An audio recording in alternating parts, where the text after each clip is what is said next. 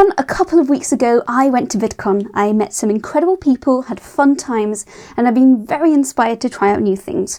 But I also had some mixed feelings on some aspects of VidCon. So hopefully I can share the time I had there with you.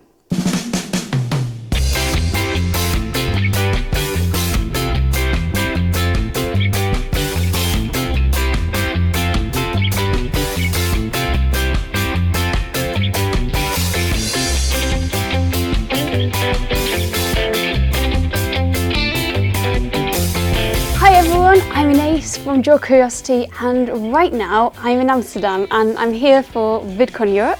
I arrived quite late last night. I was a little bit grumpy at the start of the day.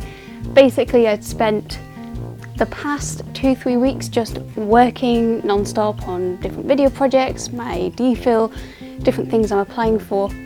And I was very excited to come, and then it turns out the flight I had was overbooked and I was guaranteed to be on the next flight, but no. And I landed much later in Amsterdam than I was expecting.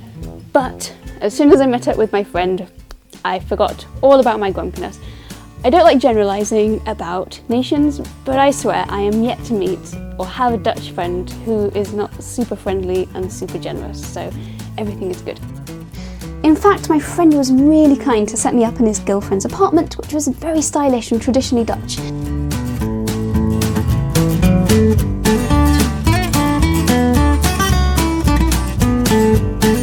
And also with a handy-dandy Dutch bike, meaning I got to cycle in every day.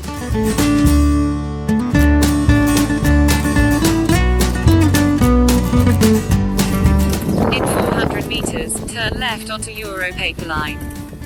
Now, this was the first VidCon ever held in Europe, and compared to the US edition, it was very small, especially for those with creator badges, which made it very cosy. Personally, I found the best part of VidCon programming to be the creator chats, in which we got to have a roundtable discussion with a creator. And in my case, I met Shini Samara, whom I had met before on Simon Clark's livestream, and Dodie Clark, who is as lovely in person as she is on YouTube. I also thoroughly enjoyed the creator keynotes, in which we learned some valuable messages. Humans are psychologically primed to actually react more strongly to negativity. But I want you to say 5 positive things about yourself. And enjoyed some beautiful performances by creators I knew But you don't bleed, and by creators that I've just discovered. 'cause you look even better than the photo. The other main portion of programming I attended were the creator panels, and whilst I enjoyed most of them, I did feel they were mostly aimed at people who were starting out their journey on YouTube. Now this is fine because I know many people who purchased tickets were in that boat, but personally I felt I was the wrong target audience. The session I felt inspired me the most was one on live streaming. Fun fact, I've been invited to give a guest lecture online in July, and I thought it would fit perfectly on GeekGurlDiaries, so I thought it would be a good idea to learn a bit more first so as not to screw up. And in a beautiful twist of fate, Shini encouraged me to live stream with her and Brian at the very end of VidCon, so I ended up putting those skills into practice sooner than I expected. And it mostly went well until the internet cut out and we moved into a hotel lobby where we were simultaneously trying to recover a live stream whilst also being very tired and also meeting Hank Green in person, as you do. Of course, the best part of VidCon is and will always be the people. I met creators I've known and admired for a while. Shout out to Katie Morton, who by the way is lovely, and we have actually filmed a video together on the topic of mental health and neuroscience. Soliloquy, it was great to see you again. Patrick from Name Explain, Jill Bearup, Simon Clark, Brian from Real Engineering, Shini, Benny the Irish Polyglot, Carrie-Anne Philbin from GeekGurlDiaries, I know I'm definitely missing people out here, and many wonderful new creators and people too. Wendover Productions, Real Life Law, my awesome new producer Dave, Creative Reindeer, Maddie Moat, Dan Moore.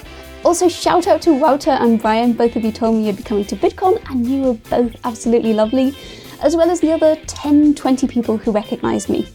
I guess of all places, VidCon is the place I'd expect for that to happen, but I'm still always surprised that there are people who watch me and actually recognise me, so thank you for saying hi. Overall, I did have a lovely time in Amsterdam, but combined with late nights and lots of cycling, it was overall quite taxing for me.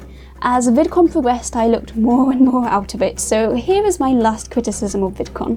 It's all nice and dandy to have reminders that we should eat and look after ourselves plastered everywhere, and you know, I accept it is definitely our responsibility to take care of ourselves, but you can't run an event that people will want to make the most of given they've paid a hefty amount for it, and not have proper food at the venue.